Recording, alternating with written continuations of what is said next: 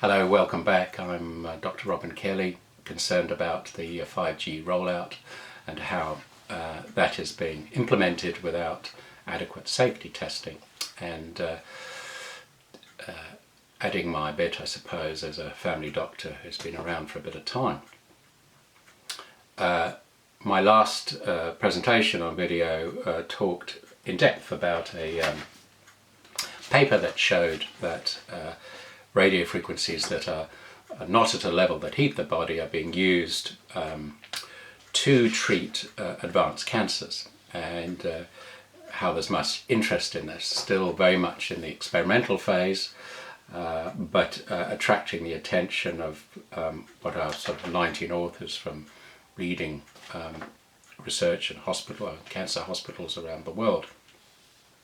And all this, of course, is in conflict with the narrative that's being pushed by our governments, and of course the industry, the tech industry, saying that the only thing you need to worry about these radio waves, particularly the high frequency ones, being introduced with a mix of others, of course. With 5G, the only thing we should be concerned about is heat, and they've dialed that down so that when our bodies aren't going to overheat. This completely disputes that, showing that they actually can stop cancer cells in their tracks. So I said last time what we'd do is we would then look at how those who are promoting the propaganda for the rollout, how they would cope with such questioning. And because the same day as I looked at that research, I also was sent an article for me to comment on from a obviously pro 5G rollout person. And the article was on a website called skeptoid.com, which is run by Brian Dunning. And I thought I'd have a look at it and use it as an example of sort of the red flags to look at for when you're reading such an article which ends up being a propaganda for obviously the rollout. And the sort of techniques that are used to, I suppose, to promote their case. First thing I recommend to people is to look at the credentials of the author. And so if you search the website and you go onto the About page, he says, this is Brian Dunning, "By profession I am a computer scientist, both as a Silicon Valley CTO and as a consulting engineer. My only academic credential that bears scrutiny is a diploma in writing for film and television from the UCLA. He also has apparently another diploma from Thunderwood College, which is if you look at Wikipedia, is let's say a diploma mill. And he's also a member of the National Association of Science Writers. He's written some technical books or whatever. So at least he lays his cards on the table. Interesting that he calls himself a computer scientist. I thought, but doesn't have a science degree. But maybe that's all right. So the article he wrote and that was published on the website was called 5G Upgrade or Uncertainty, an examination of the claims of 5G cell phone data service that is potentially harmful to life, which of course he's skeptical of. And it was published on the 28th of May. And it was a podcast transcript, so you can probably find it on a podcast too. What I tend to, well, I've learned to look out for is a gaslighting of those of us who are concerned about health. And usually there is a terminology about it. First of all, we are supposed to be anti-tech. Okay, so therefore we are naive, anti-tech, probably hippie leftovers. And the other thing is there's always usually a reference to tinfoil hat, so we're sort of paranoid anti-tech apparently. And thirdly, it's a Russian plot. Okay.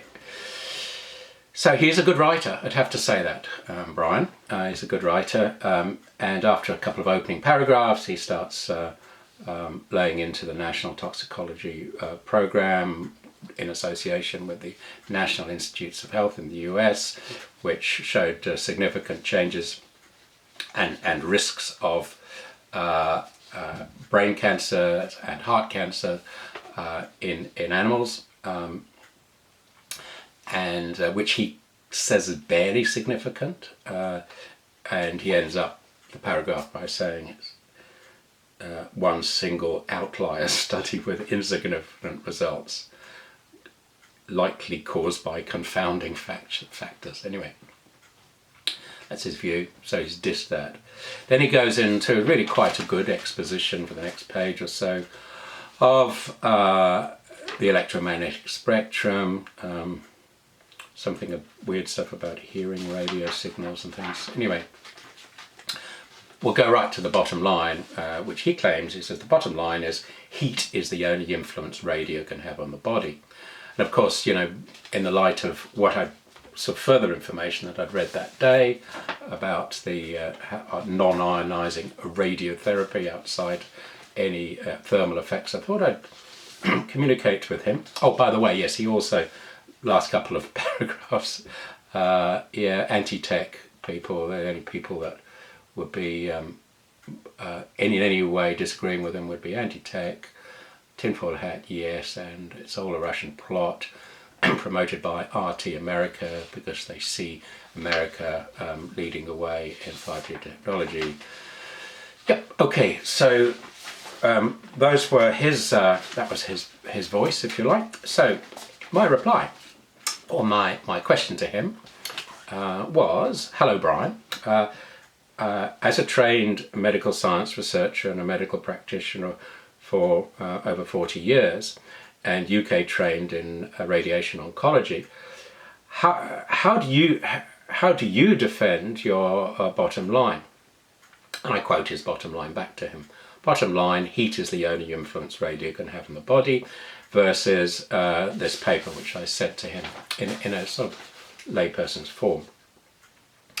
"How up to date is your research? Kind regards, Robin Kelly." Lots of letters, but I by name. Because one thing I've found is that there's a sort of hierarchical, they live in a sort of hierarchical world, and it might somehow make it more likely that he would reply if I put those credentials over.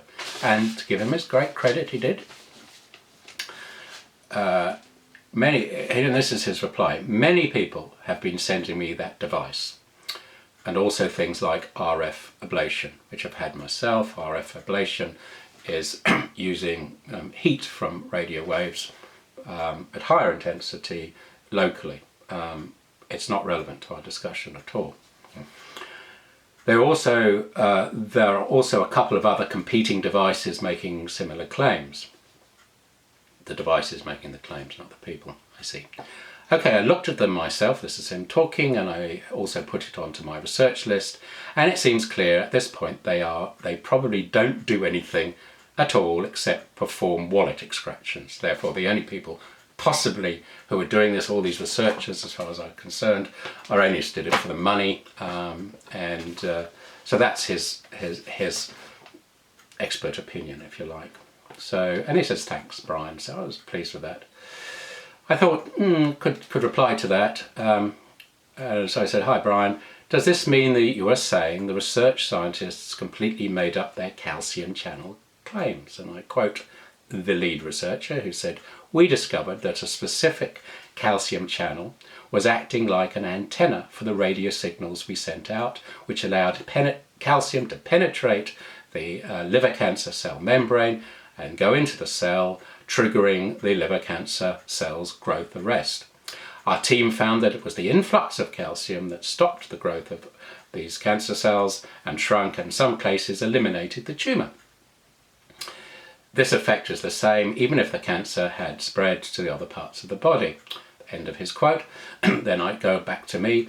This was peer-reviewed and published in Lancet's prestigious eBiomedicine. So I ask him, is it your assessment this paper is fraudulent? After all, he said that really they were only in it for the money.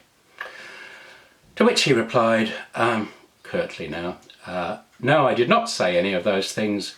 You can reread my email below to see what I did say, which was the email I've already said. So I thought it was best to leave him at this stage, leave him with the last word.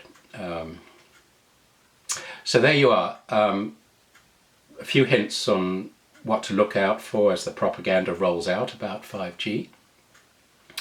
I'm not saying that I'm going to waste a lot of my energy replying to such people. This is really an exercise to help others when they're confronted with these information, what to look out for. As far as that sort of those dogmatic statements. Hopefully I've put over why, for me, they don't ring true. What red flags to look out for. The next video, I think, will be dealing more in depth with some of the deeper philosophies that maybe separate those who, like us, are concerned about health and those who are promoting 5G without safety. Okay, all the best to you and thank you for listening. Bye.